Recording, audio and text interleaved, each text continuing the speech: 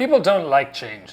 Incumbents will stay in power unless a challenger provides a compelling case for their ouster. But with more than 4 billion people in the world voting in elections this year, there has been one consistent result. The incumbents have been successfully challenged. In fact, incumbency itself has been successfully challenged. In this most unprecedented of times, voters are consistently looking for change. Across Europe, there is a rise in change candidates, from the ECR in Brussels to the AfD in Germany.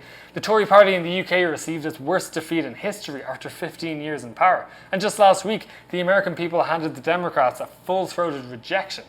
In Ireland, the two historic main parties are the incumbents. So how should party leaders approach this election? Well, Fine Gael has been in government for 13 years. This is a pretty obvious claim for incumbency. But its leader, Simon Harris, is not an incumbent. He took over as leader in Taoiseach a mere 7 months ago. In fact, he has not been in politics for long enough to experience being in opposition. Fine Gael's success in the local and European elections in June showed that he can pick and choose the party record he wants to run on, while employing the same aspirational tactics that tend to propel opposition parties into power. He's a more charismatic leader than his predecessor, and the polls reflect this, as does his pretty large TikTok following. Fine Gael is running on a platform of new energy, apparently issuing its own incumbency in favour of Harris's aspirational ascent to power. Now, Micheál Martin, leader of Fianna Fáil, was first elected to the Dáil in 1989. He's been in politics since the last two Taoiseach were in primary school. Definitionally an incumbent, Martin is the closest thing Ireland has to what Americans would consider a swamp monster. His tenure as party leader has facilitated Fine Gael's incumbency and rejected any change to the governing duopoly. In 2016, he agreed to support Fine Gael's government despite being in opposition. Then in 2021, he became Taoiseach as part of a rotating Taoiseach agreement with the same party.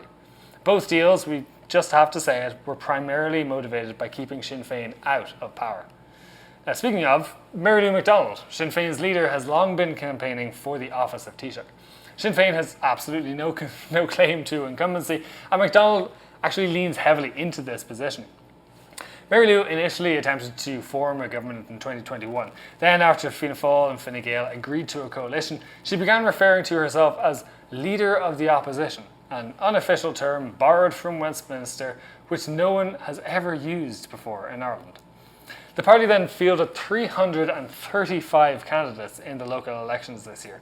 Now, obviously it was a mistake because it cost the party at the ballot box, but it was also the latest declaration of war against the incumbent parties and against incumbency by showing the sheer power by numbers that the party has. Sinn Féin has collapsed in the polls over the last 6 months, but this is largely due to an ever-growing disconnect between the values of its membership, republicanism and working-class socialism, and those of its leadership, embrace of wokeism and a pretty blatant thirst for power. Now, an incumbent party will win this election, but perhaps in spite of its incumbency.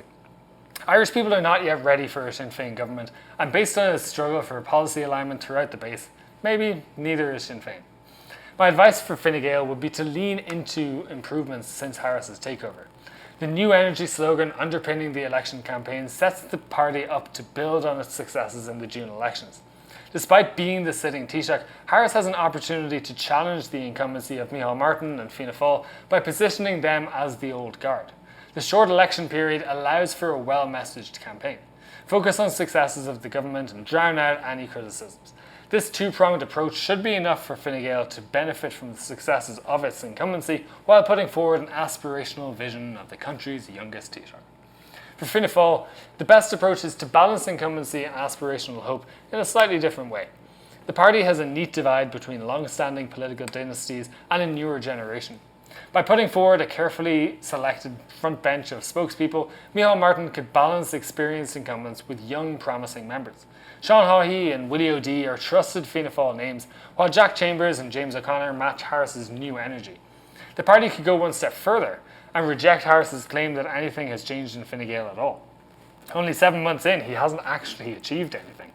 Martin can use his front bench to go toe-to-toe with Fine Gael on specific policy issues as well, because most voters would trust Jim O'Callaghan, or literally anyone, as Justice Minister over Helen McEntee, for example.